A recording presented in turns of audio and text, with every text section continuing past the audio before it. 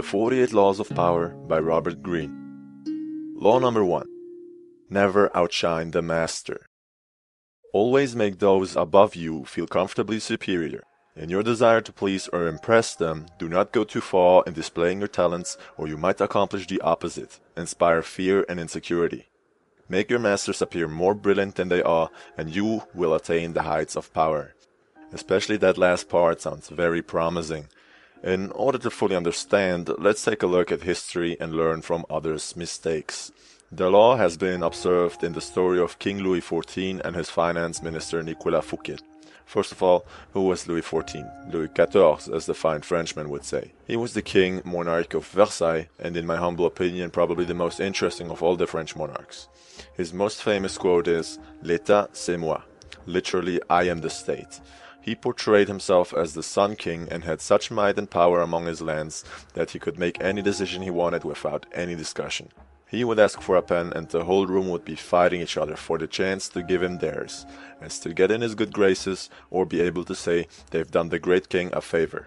This behavior was Nicolas Fouquet's downfall.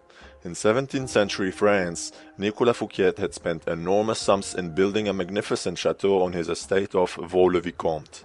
When the prime minister died, the position was abolished instead of replaced with Fouquet, the king's smart finance minister. In order to not lose the king's trust and regain his attention, he then planned the most spectacular party France had ever seen to show off his connections, cultivated manner, and charm. It was a great tribute to the guest of honor, the king himself. Thinking this move would make him an indispensable asset, Fouquet had actually offended his master, who was outraged by the fact people were more charmed by his finance minister than by himself. Fouquet unintentionally outshone his master, making the king feel insecure. He was arrested the next day and spent the last 20 years of his life in solitary confinement high in the Pyrenees mountains, for having stolen enormous amounts from the country's treasury. The accusations were false, but such was the price of his actions, best intentions aside.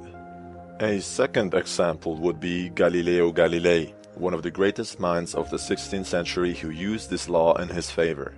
Galileo was clever in observing this law by giving glory to his patrons. In order to solve his perennial problem of funding, he dedicated his discovery of the moons of Jupiter to the Medici, since the royal symbol of the Medici family was the planet Jupiter. He then commissioned an emblem for them, with each moon representing one of the suns who revolved around the patriarch. The Medici family became his major patron, appointing him their official court mathematician and philosopher, thereby giving him a more comfortable life and a steady salary. So what are the lessons we should take away from the misfortune of Fouquet and the brilliance of Galileo? Present your ideas in a way that they echo your boss's thought. Act less smarter than your boss. Do not take your position at work or in life for granted. Always make sure to make it seem like you want to seek the superior's expertise and advice. Discreet flattery is very powerful. The 48 Laws of Power is an outstandingly great book by an amazing author. The amount of research Robert Greene does on his topics is just ridiculous. I'll definitely read his works until he retires or I forget the alphabet. I'll make sure to cover every single chapter of this book on this channel in a similar visually animated fashion. I'm really open to suggestions and discussions in the comments, so please feel free to share your thoughts with me on any subject. And my question to you is, have you ever experienced this law? Please let me know. Thanks for watching.